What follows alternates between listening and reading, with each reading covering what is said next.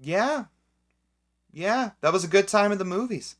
Cocaine Bear tells the story of a shipment of cocaine that gets lost during a airplane accident. Of course, a cute little woodland black bear gets hold of the cocaine and starts to eat it. And before you can say shenanigans, things get out of hand with multiple parties. First is Carrie Russell as a nurse who's looking for her daughter and potentially other kids. The other group is two drug dealers who are looking for the missing shipment, and they work for Ray Liotta as this notorious drug dealer. We also have a Knoxville detective who's looking to apprehend the drug dealers.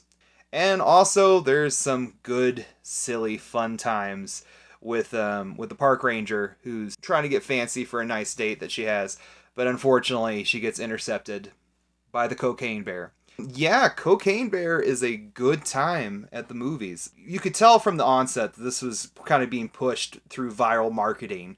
And I was a little worried with, that title, Cocaine Bear, and lots of internet shenanigans, that this would be kind of another Sharknado or Snakes on a Plane, something where people just, they hear the title and they just start snickering. Really, Cocaine Bear feels like an 80s or 90s monster movie, something in the vein of Tremors or Critters, really any of the Gremlins ripoffs, where you have all these different characters running into humorous situations, but the joke is not over the top, a la Airplane, or trying to be an asylum film like Sharknado. The film comes to us from director Elizabeth Banks, who's kind of known as being a comedian and a popular actress. I haven't seen many of her other ones at all. I didn't see her Pitch Perfect film. I believe it's Pitch Perfect 2. And I did not see her reboot of Charlie's Angels, which has Kirsten Stewart in it.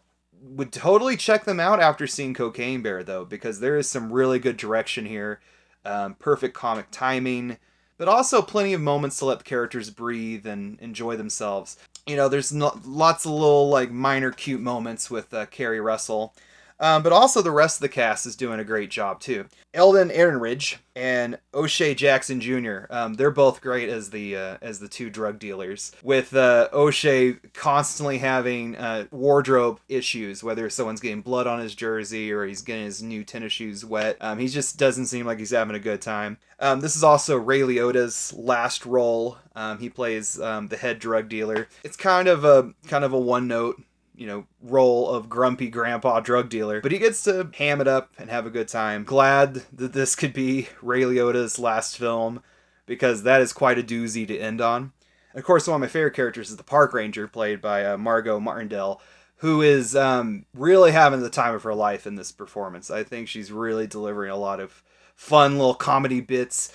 I especially appreciate the just her loud outbursts where she's in the back of the ambulance and they're driving away and she's just like screaming like "Leave him!" Or when she's grabbing the stethoscope and trying to talk into it, just going "Ba ba ba bear!" Like, oh, that was priceless. Of course, it's loosely based on real events that happened in the late 80s. As far as I know, the bear just had cocaine and died. It didn't have a fun rampage or get to spread its joy to other bears. But yeah, it has great B movie vibes. It's really going for it. It's very unpretentious about what it is. There is some really gorgeous standout moments, including the ambulance chase scene, which is one of the biggest moments in the trailer. The rest of the film is just witty and silly, and I love how vulgar the two children are, where they're like, swallowing spoonfuls of cocaine. So tonally, it's just fun. So yeah, I highly recommend Cocaine Bear.